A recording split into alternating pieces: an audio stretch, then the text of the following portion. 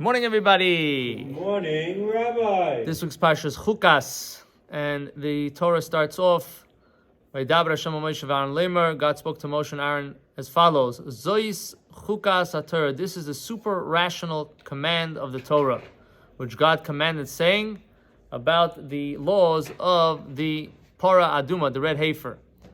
So, this is the classical commandment that represents the whole class of commandments that are super rational. There are certain commandments that make sense, that we understand.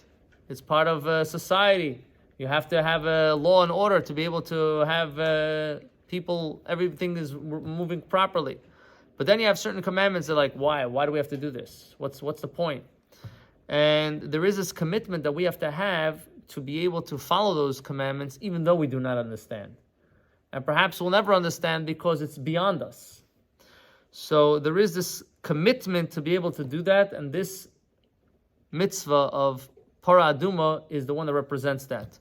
Now there's a famous parable example that's used for this, is if you had a teacher and a student, and this is not just talking about a regular teacher, so this is a teacher and a student, that the teacher really elevated and taught this student to have everything he has, all his wisdom. A very, very smart man.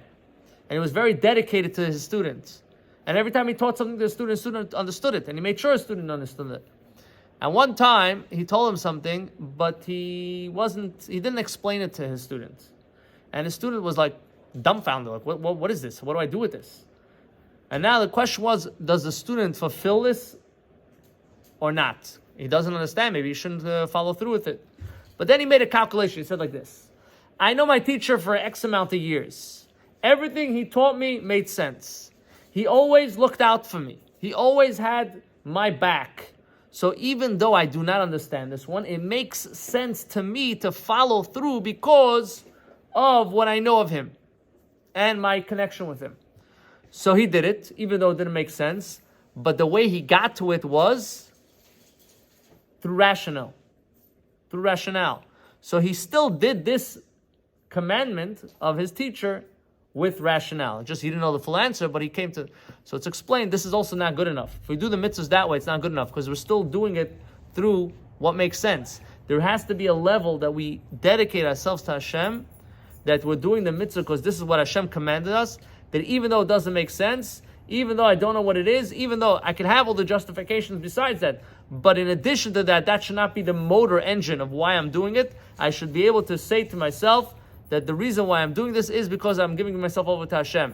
And that has to spill over not only into this mitzvah, but that has to spill over into every mitzvah, even the mitzvahs that do make sense, that the reason why I'm doing it is, in addition to why I understand that it makes sense, or what's the reason for it, I'm doing it because the Eibishter Hashem commanded me, He commanded us to do it. And when we do that, we're fulfilling the mitzvah on both ends.